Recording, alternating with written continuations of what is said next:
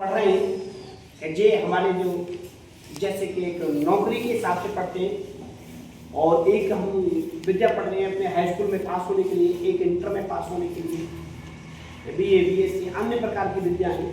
इन विद्याओं को पढ़ने के बाद में हमको एक नौकरी मिल जाती है, एक जीवन का उद्धार हो जाता है, जीवन जीने का माध्यम बन जाता है।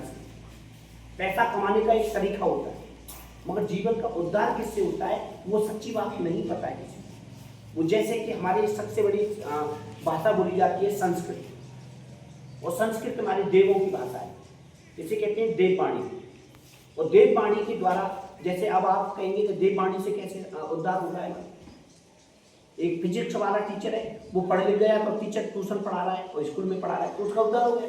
एक मैथ वाला टीचर है, उसका भी उद्धार हो गया। ये सब्जेक्ट टीचर है, इनसे पैसा उद्धार कर रहा है, पैसे से इनका जीवन यापन हो रहा है, मगर जीवन के साथ में इनकी जीवनी का जो उद्धार है, जो आने वाली पीढ़ी, जाने वाली पीढ़ी, अपना जीवन वो उद्धार के तौर पर नहीं है। फौज में भर्ती हो गई तो शस्त्र अस्त्र के बारे में समझाया करके तुम्हें लड़ाना सिखा देती,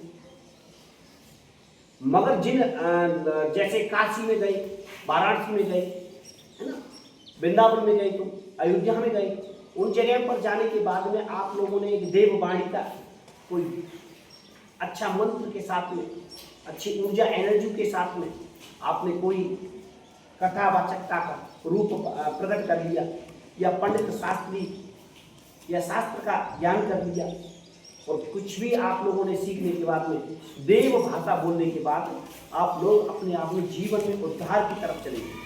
अपना उद्धार है प्लस जीवन का उद्धार है प्लस माँ बापों का उद्धार है, तो पीढ़ी दर पीढ़ी तक 3 पीढ़ियों का उद्धार हो जाता है।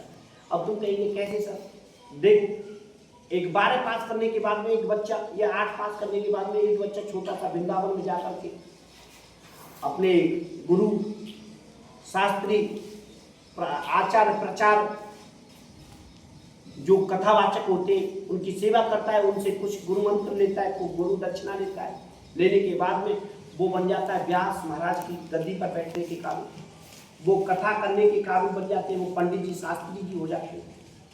तो वो उनके कितना बड़ा है एक देववाणी में शक्ति। तो उन्होंने 2-4-10 श्लोक बोलने के बाद में, आरती करने के बाद में, भगवान की जो आराधना करवाने के बाद में, पूजा करवाने के बाद में, जो बूढ़े हमारे परिवार के बुजुर्ग लोग हैं, हमारे जो हैं घर के परिवार के बहन भाई, चाचा ताऊ, परिवार के कितने भी बड़े छोटे हैं, उनके पैरों में आशीर्वाद पाने के लिए शीश नवा करके इस तरीका से हाथ जोड़ करके सब लोग खड़े हो जाते हैं एक लाइन में। जज है, कलेक्टर है, कोई भी अच्छा पद पर है, पढ़ा लिखा है, कितना भी है, कोई भी है, कर्नल है, जनरल है, मास्टर है, टीचर है, कोई भी XY है, डॉक्टर है, कोई भी XY है, मगर शास्त्र के अनुसार, वेद देवताओं की देववाणी के अनुसार उसने कितनी बड़ी ताकत पाली कि उनके सामने सब झुकते और आशीर्वाद पाते, उनसे ज्ञान पाते, जन्म देने के लिए बेटी बेटा का पत्रा दिखाते, किसी के शादी समारोह के लिए, किसी कथा के लिए, अच्छे दिन विचार व्यक्त करने के लिए, गृह प्रवेश करने के लिए, दुकान खोलने के लिए, भूमि पूजन करने के लिए, एक पंडित और वेद विद्याओं के साथ में, और उनको देववाणी का रूप मिलता है।